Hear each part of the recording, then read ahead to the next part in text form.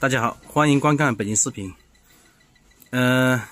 现在我们来修一台这个电高压力锅啊。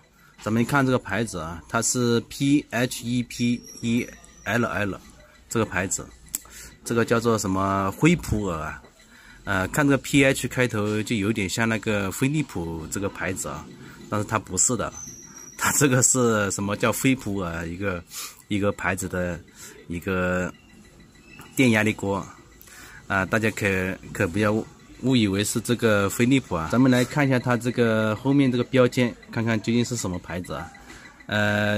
一开始我一看还以为真的是飞利浦的牌子，看了一下这个还是不对啊。我们来看一下这个后面这个标签，咱们来看一下这个标签，这个叫做什么？惠普纳啊，这是惠普纳的。功率的话是这个是5升的900瓦的啊。咱们来看一下它这个故障现象，就是这样子。显示屏呢，这个灯一闪一闪的啊，在转，然后按什么键都没有反应。大家来放近点看，听一下这个声音，还带有这个滴滴滴响啊，听一下，就这个声音。好了，我们现在拆开机。首先，我们先断电。我们把这个后盖给它打开。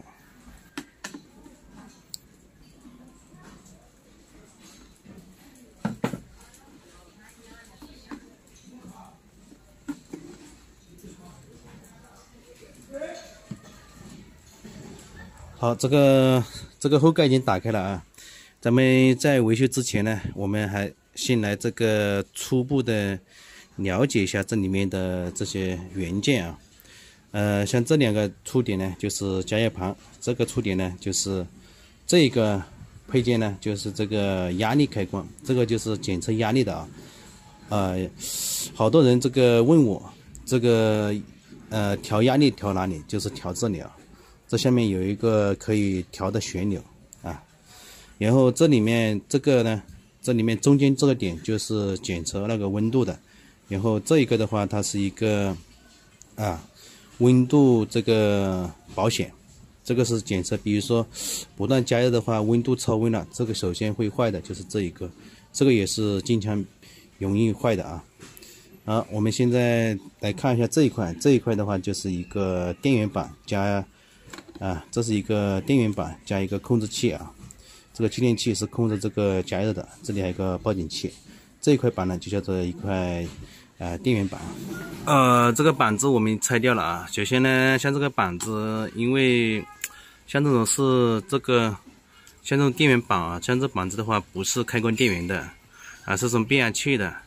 像这变压器的话，我们首先的坏的几率还是比较少的。首先看这种电路板，第一呢，我们首先来看这个外观。看这个外观的一个表面，看这个焊点啊，有没有虚焊的地方呢？像这种滴滴滴响，也有可能是供电不足比较这个锅头用久了，像这种触点会有时候接触不好。现在我发现这个接口处呢，这里有几个触点啊，这里好像有点虚焊啊，这里有点像是脱焊的感觉。我们先把这里补焊之后呢，我们再来确认一下，看看能不能正常啊。这个为什么我们现在不用这个望远表先检查一下呢？因为这个目测首先是第一目测啊，之后呢，我们发现这个比较明显有这个坏的地方呢，我们先处理好之后，我们再进行下一步啊。不一定说每修一样东西就先上望远表。首先把这个最突出的问题先给解决掉，然后我们再进行下一步。好了，我们先给它把这几个点给它补焊一下，来试一试。我们先把这个焊台给通上电，然后温度呢，给它调到这个400度的温度。我们搞到温度400度，我们用这个400度的去焊接啊。而且之后呢，像这种快速加温的话，最多也就是5秒钟到10秒钟左右就会加到这个所要的这个温度值啊。我们先给它把这个焊点给它焊接。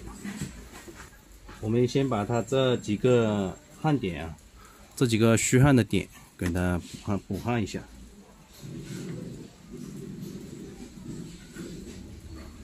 好了，我们已经补焊完毕，我们现在给它通量电来试一下。先给它做好这个壳子，做好绝缘啊。我们再来通量电试一下。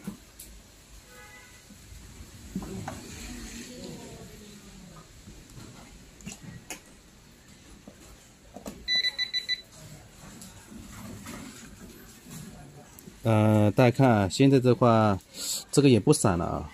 我们再来按一下这个上面的按键，试一下。哎，可以了，现在不闪了啊。然后这个显示也比较正常了。然后这个按这个按键呢也是可以了。咱们给它取消，